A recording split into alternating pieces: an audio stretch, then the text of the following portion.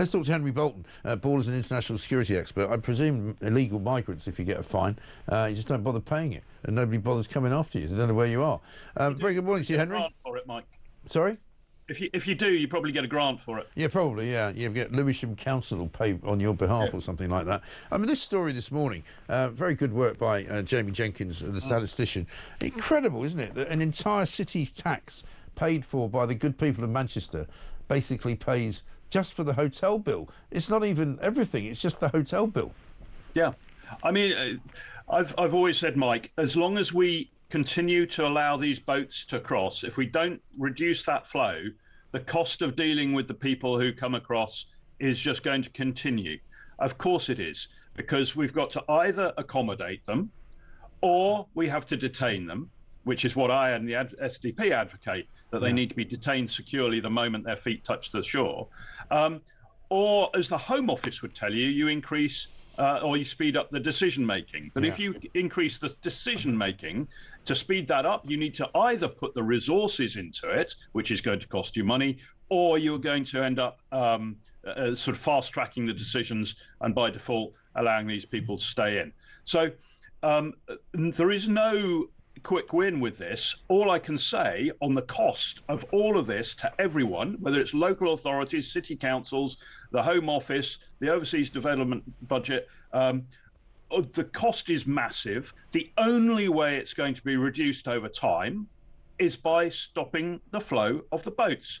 As long as these people come, there is going to be a cost involved in dealing with them. Yes. And the one thing that the government doesn't seem to be doing is doing anything effective.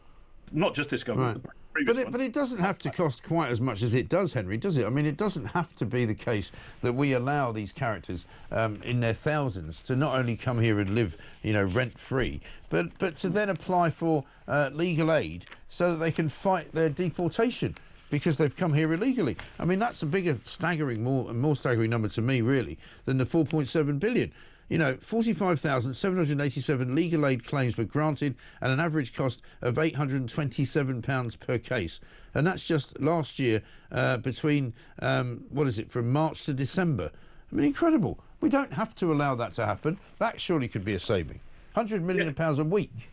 It could be. Look, we are living in a country, in a society now that just seems, I mean, you've just been talking about charges for tunnels and parking and so on. At every turn, seem to be people screwing this country over. Yeah.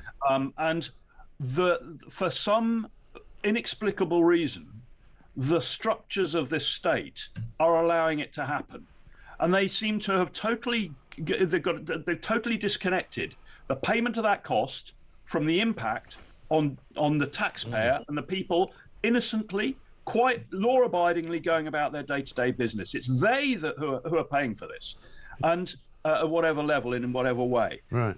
It's shocking. And as I say, the only way to deal with this, we need a sea change in that whole charging mechanism, whether it's court fines or whether it's whatever it is. But we also need to stop these boats. And the one thing that I think that will do this, because that's the root of the problem, the one thing that will do this is detaining these people in an offshore detention facility, secure, somewhere like Ascension, which is, again, what the only party that's agreeing with me on this is the SDP, is put them on an offshore detention centre until such time as either we can deport them or they ask to go to whence they came. And that is the only way. If you allow them to come into UK society, into the UK economy, in whatever way, whether it's the black economy or the legitimate economy, or it doesn't matter, then you are encouraging them. This whole system is a part of the pull that attracts these people to the United Kingdom. And, the frustration in me is almost overwhelming that we keep saying this.